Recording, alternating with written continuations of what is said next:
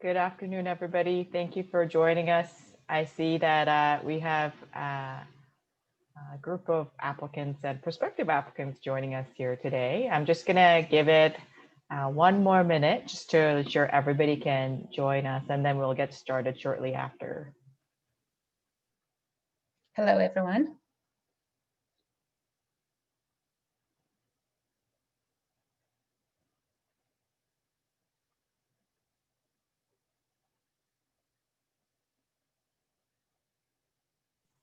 Right. I think that we have most of our registrants joined us here today. Hello, everybody. My name is Hannah Lee. I am the Director of Enrollment Services and Faculty Registrar. And with me here today is my colleague, Dr. Victorina Baxton, who is our Associate Registrar Admissions. Many of Hi, you everyone. probably met Dr. Baxton before. We wanted to welcome you for joining today's session where we'll talk about our new virtual interviews and how you can prepare for these new virtual interviews. And Dr. Baxton will give us a walkthrough based on some of the questions that you've kindly sent to our way as part of your registration information. And then at the end of our prepared questions based on your pre-submitted questions, we'll go through some of your questions here today as well and tell you a little bit about how we're telling you about our U of T Medical School, our campus, our students, our extracurriculars at the end of the segment as well, so that you have some information about what to expect from our students. So before we would jump into today's session, Victorina, could you tell us a little bit about where we are in the admission cycle? Yes, thank you, Hannah, and welcome, everyone. The file reviews are underway. We are, in fact, sending the first batch of interview invitations today. More generally, we usually send interview invitations approximately 2 weeks in advance of the interview date. I wanted to also just speak briefly about what you would see in the invitation. So when you receive the invitation, we'll ask that you confirm attendance by a certain deadline. Once you have confirmed, we will send an interview confirmation email with additional details about the interview, as well as details about technology testing. So applicants will, in fact, have the opportunity to test their technology, the technology they will be using on the official interview day, approximately 1 week in advance of the interview itself. On the official interview day, approximately 15 minutes in advance of the startup time, applicants will receive an email that will include the link for the official interview. Thanks so much for this update, Victorina. Everybody, I forgot to introduce Mark Ludarski. You can't see him here. Mark is part of our enrollment services team and he's here today to help us with the technical aspect of this session. Thank you so much, Mark, for your help. So let's get into some of the pre-submitted questions from you. And I'll go through each one in a random order, not necessarily the order that you've shared these with us. So the first question we have today for Victorina is, can you tell us a little bit about the new MPI format? So MPI is Modified Personal Interviews, and how are the video MPIs conducted? That's a very good question, Hannah. The virtual modified personal interview, or the acronym that we will use is the VMPI, is an adapted version of the traditional MPIs that the MD program has been using in our admission process. The VMPI was introduced in 2020 in response to the global COVID-19 pandemic. This admission cycle, the VMPIs will be conducted by a third-party interviewing platform called VidCruiter. So your interview will be held asynchronously between the hours of 9 a.m. and 3 p.m. That's fantastic. Now let's break down the VMPI process a little bit further. So okay, for an applicant, how many questions will they be asked and how long do they get per each question to answer?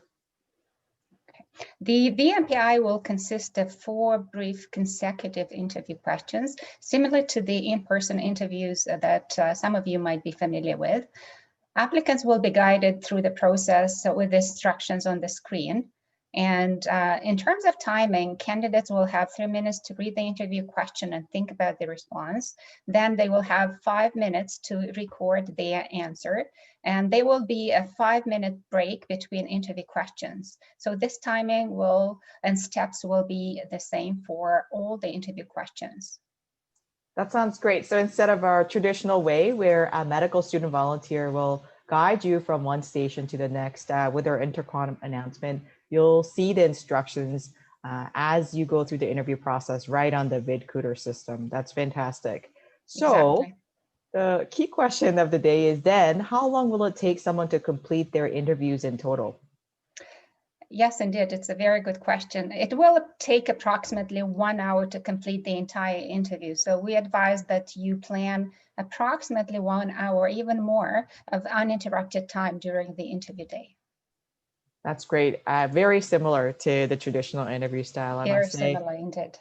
So the next question is, do applicants then get to interact with an interviewer during the VMPI process? During the official VMPI interview, applicants will not interact with interviewers. This is because the VMPIs will be conducted, as I said, asynchronously. Raters will, in fact, evaluate the interview responses after the interview's end. All right, I think you answered this question.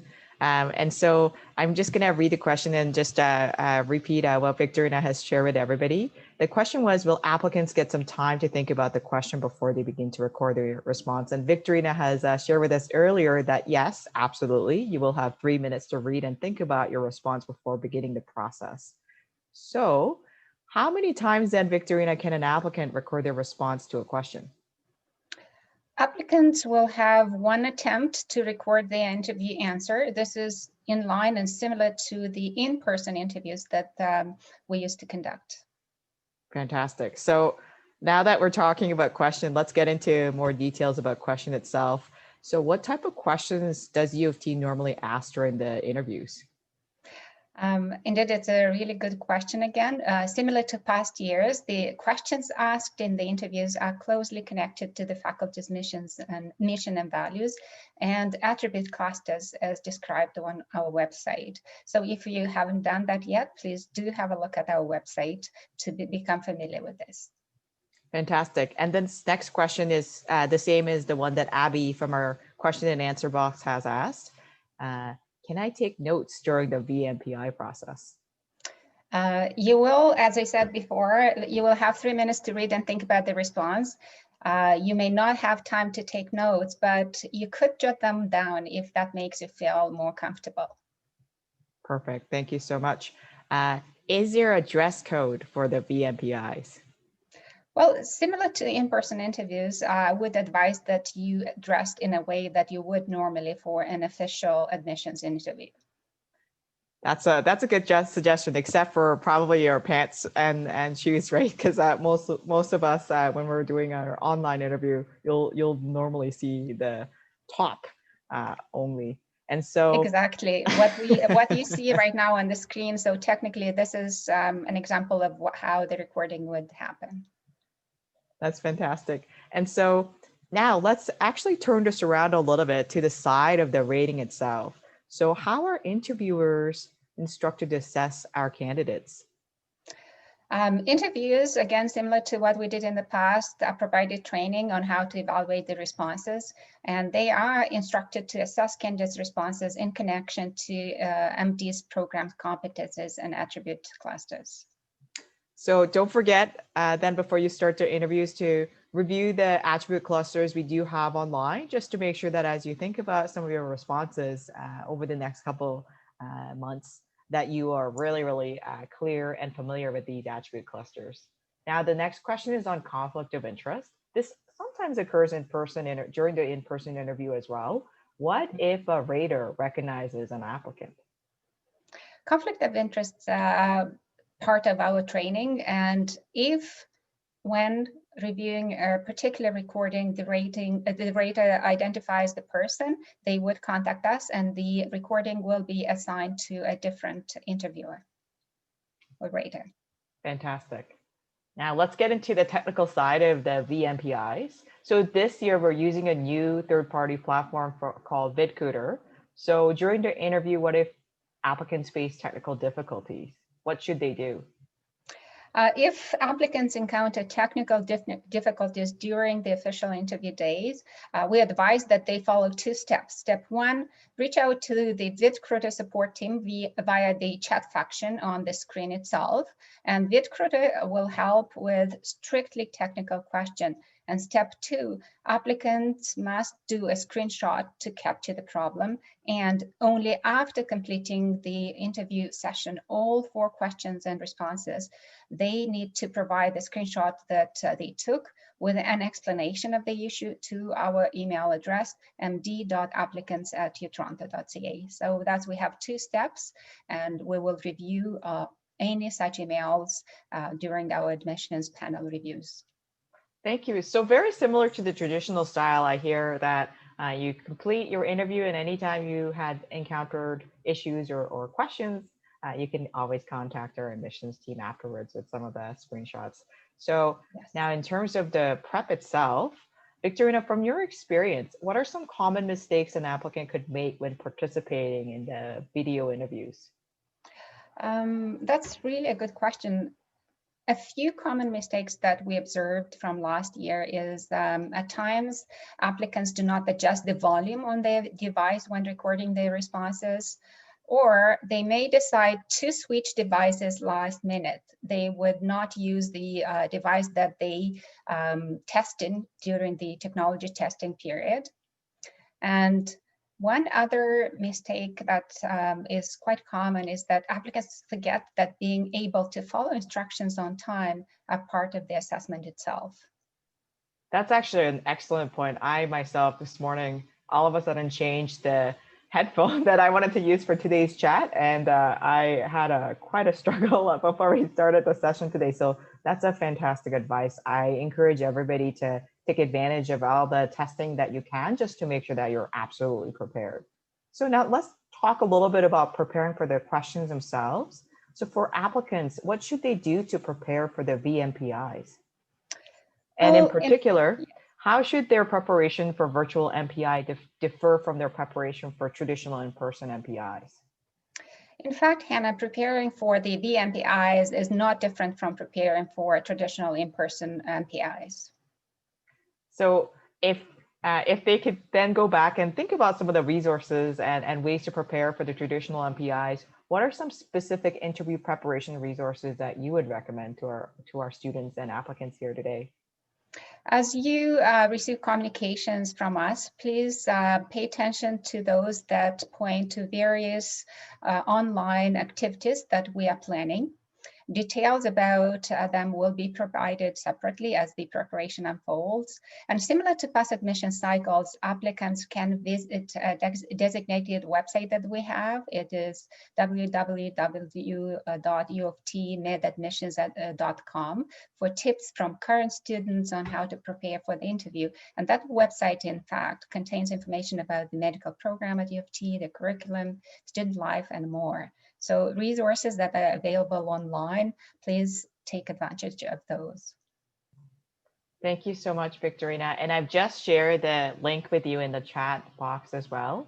And this is the last question, and then we'll definitely get to the questions that you've prepared. You've asked through the windows on QA and chat boxes as well. So this last question for you, Victorina, is any best practices and tips you could share with our students today? Yes, I can share a few tips, but before I do that, please note that tips for preparing for the VMPI day will appear in the interview confirmation email that you'll send to applicants who confirm their attendance. And some tips will also appear on the VidCruiter system on their screens. So a few tips that I can share now. Please ensure that you have a secure and very good internet connection with low usage traffic. As you know, the interviews will be conducted over the weekend, so I hope that will help. Please ensure that the device you're using is fully charged or connected to a power source. I always connect my device to a power source, even if it's fully charged, so you can do the same. Please find a quiet space where you won't be interrupted and have a clear and tidy background. If you have other family members sharing the same space, you can alert them in advance that when the interview is going to take place and ask them to help you have a very quiet space. And then take advantage of the technology testing timeframe that we'll provide, and check your email frequently for any updates from our office. So That's a these are my few tips. That's a fantastic advice, and especially not just for interviews, but any these days, right? Virtual experiences, whether it's presentations or interviews that you'll do formally. If I could add, just in general, a comment about the types of questions. I know many of you have asked things about the nature of the questions themselves. If you have previously or have participated in any of our webinars, some of our questions that we will ask will draw upon your experiences or your thoughts or your philosophies, or sometimes it may be just a hypothetical scenario-based questions. It's really helpful for you to go back and always review your application materials that you have submitted for us. Although it will not be the same way, it will not be personalized in the same way as in personal interviews. Anytime you can bring up examples from your past experiences or things that you could draw upon from your application material, it helps. The other thing that I just generally ask is our questions tend to be varied in terms of the range of topics that we ask. So it always helps to read broadly, and it doesn't just have to be around the medical topics or current events. Anything that really gives you a sense to think critically and examine just in terms of some of the core topics that you encounter through medical school preparation will really help, just so that you have practices, right? And thinking about a variety of topics and can tackle any questions that we'll ask. And the question types can range from something very specific to something that is as broad as asking about your personal values and mission. And so I could say that, go back to your application and read broadly. And most importantly, just believe in yourself, because you have worked very hard. And by the time you get to the interview, it's a signifier that you're one of the very best undergraduate and graduate students and graduates from Canada and of course the world, just to get to that stage. So we are really excited to welcome you to our video interview weekends. We wish you all the best. And we hope that anytime you have questions as you go through testing, and of course, any point in the cycle, that you'll get in touch with us. So before long ado, I'm just going to go through some of the questions that you've kindly shared with us with Victorina here. Some of the things that have been already shared by Victorina, I'll just quickly just repeat what Victorina has kindly shared with us. And so Sid, I know in the chat box you asked if we will be potentially asked personalized questions based on your brief personal essay or ABS. So sometimes the questions may require you to draw upon your application responses or experiences. So don't forget to review your application material. Victoria, you asked about potential internet difficulties. Absolutely. As Victorina shared earlier on, you'll have a chance to test your internet speed using the VidCutter platform 1 week before you get to the interview stage. But of course, on the day of the interview itself, there'll be chat and other areas where you could use to directly contact for technical troubles with VidCutter team or through the MD admissions team, which you will receive through the interview confirmation email. In terms of what percentage or total number of invites that will go out today, Rajesh, that's actually, it varies. As you know, U of T's admissions process is based on rolling admissions. And so we usually try to send as many as we can as soon as file reviews are complete. And so today there'll be a bulk of invitations that will go out, and the invitations will continue to go out until closer to our very last day of interviews. And in terms of Mansi, you asked this interview open file. I doubt that you'll have a lot of chance to really, like dig through and look at your notes. Our recommendation, as Victorina said, is you'll get 3 minutes, right, to really reflect on the question that are being asked to you. So think about it. And then proceed when you're ready to respond to the question. But please don't use Google or other sources of information. A lot of the interview questions themselves should be something that you can answer based on everything that you've prepared up to this point and based on your experiences. And in terms of the interviewers, Mansi, they'll only get, similar to the previous experiences, they'll only get access to specific interview question types that they'll be assigned to. So now let's get to some of the questions, new questions for Victorina. Victorina, there's a question from Marco. If I'm unable to attend my given interview date, is there an option to reschedule? We don't have as many interviews dates this year, as you have noticed probably on our website. So We advise that you find the time to attend the interview that we invited you to, but if for some personal reasons you can't attend, please do email us and we will try to accommodate you. Thank you so much. The next question is regarding the test experience. Will there be a test record with sample question before we record the actual 4 interview questions? Applicants, as I mentioned before, will have the opportunity to test the technology and also will have a practice question during that period of time. Before the interview itself, you will have the opportunity to test the technology just to see if it works, if the recording window can open. So you will have that opportunity during the official day. But again, we hope that you will have all your questions answered during the testing period.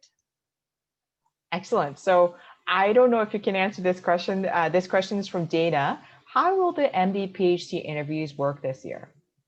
MD-PhD interviews will be conducted in 2 stages. They will have, the first stage will be asynchronous interviews, similar to what the MD program will conduct, also via the VidCruiter system. And then after applicants go through stage 1, they will be invited to stage 2, which will be synchronous or live. So more details will be provided by the MD-PhD program for those who qualify for the second stage of the interview. But those who apply to both of these programs, they will get an invitation at the same time for the asynchronous portion. So you may expect details about the first step in the interview invitation for both programs. Victorina, before I get to this next question about virtual backgrounds, I'm just going to answer a couple of the common questions because Victorina shared this, I think, earlier on as well.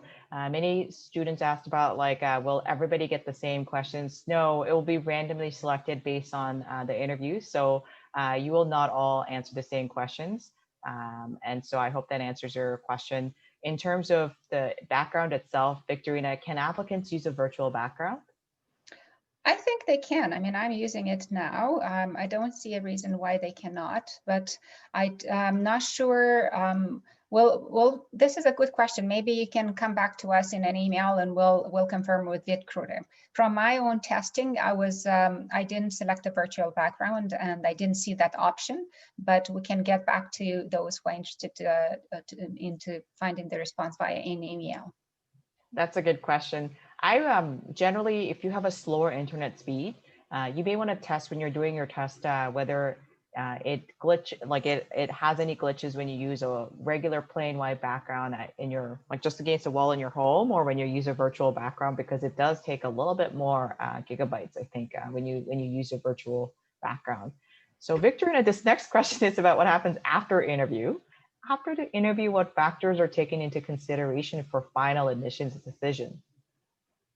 Well, after the interview, we do have a comprehensive review of both the file review scores and the interview scores.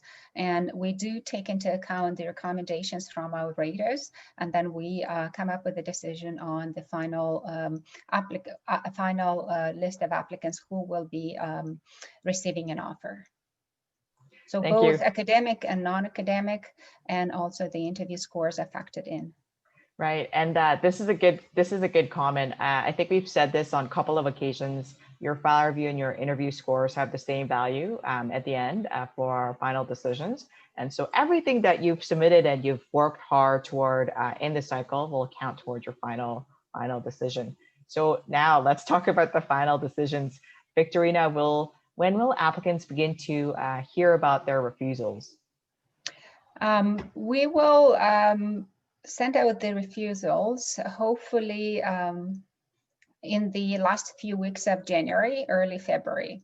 So again, as Hannah mentioned earlier, the file reviews are still underway. So we are looking to see the scores and review all the evaluations, and then we'll send out the refusals.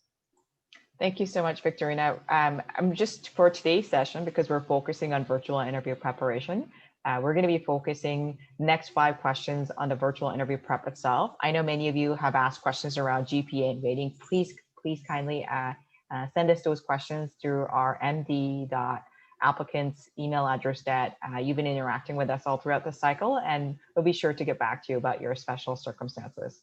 So this next question is about the wave of invitations. Victorina, are the invitations that are going out today only for the first interview day, or will applicants hear back on any of the other later interview dates today? The invitation sent out today will be for the first interview day. And again, because we have different steps in the admissions process and the reviews are still ongoing, thus only those invited for the first interview day will receive the invitation.